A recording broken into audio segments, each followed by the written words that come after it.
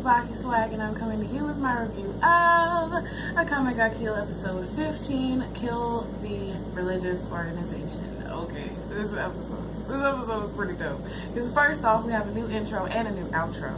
And both the new intro, the outro was just freaking beautiful. Like, that was the first time I've actually really enjoyed watching an outro for an anime. But the intro, it looks like so much stuff is about to happen. Like, it is really about to go down right now between the Jaegers and Night Raid. So pretty much the episode starts off. We see, from what I can remember, we see Suryu and these three people were caught stealing. And Suryu, she has just become just absolutely ruthless. Like, literally, they were just stealing because they needed food, and she killed two men right in front of the woman and then chopped the woman's head off. I mean, of course they didn't show it, but they did show Koro like taking the upper half of their bodies off, which was pretty freaking gruesome. And then she let him eat them, like eat the rest of them. And Wave came up. He was like, what happened to the thieves we were pursuing? And she was like, oh, they're gone. So pretty much Wave was like, did you kill them?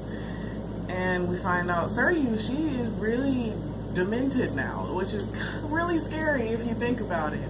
But Suryu, she was pretty much like, even though they weren't part of Night Raid, they were still evil, so that's a win for us, blah, blah, blah. And she was like, genuinely happy that she killed these people, and all they wanted was food. So Suryu is a force to be reckoned with right about now, because she's really scary. But other than that, we find out that Chelsea has become a big help. She took out somebody, and if it hadn't been for her Imperial arms, they probably would have gotten caught. So the fact that she's able to like disguise herself is pretty freaking awesome, and she's going to come in handy later on. I can already see that coming. So in that, we find out that a religious group is actually the same religious group that Tatsumi's chief gave the totem to, like the one that he got when he first embarked on this journey in the first episode. So I'm the one that actually saved him when he was, I believe it was when he came into contact with Akame for the first time. So in that, it was pretty much just like they were talking and they were making a plan to attack the capital at its core, and not just trying to do little things here and there to take people out. They're actually going to use the religious groups' insurrection to attack the capital.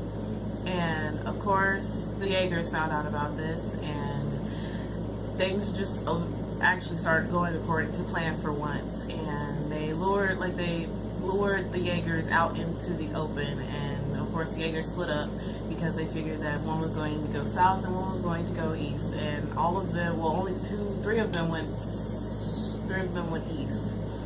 And we saw like a little moment between Akame and Mine was pretty much telling her that, well, Akame was pretty much telling her that she was thinking about the fight that she's going to have between her and her sister, and Mine was like, don't you even say that you're going to be alone when your sister dies, because she has them, so she should be grateful for that.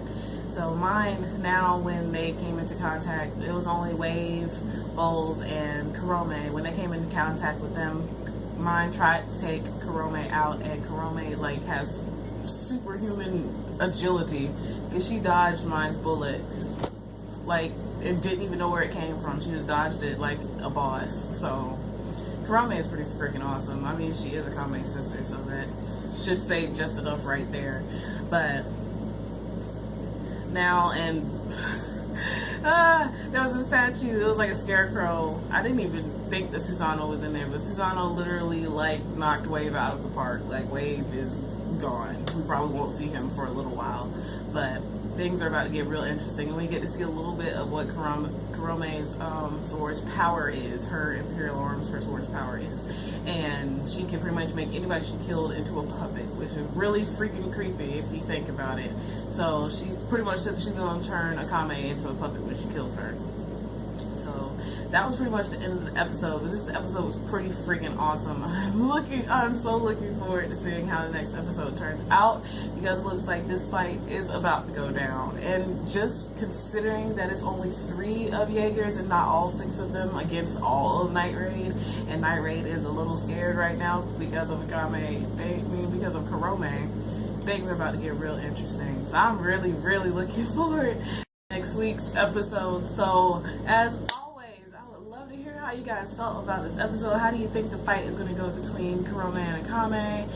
Just everything in general, because from what I've seen from what I interpreted from the opening is that things are about to get real interesting for Akame and Kurome, and the fact that they just dedicated the whole outro to just Akame and Kurome, things are about to get real interesting. So as always, please remember to comment, thumbs up, and subscribe. It helps me out a whole lot. And this is TsubakiSwagg saying adios.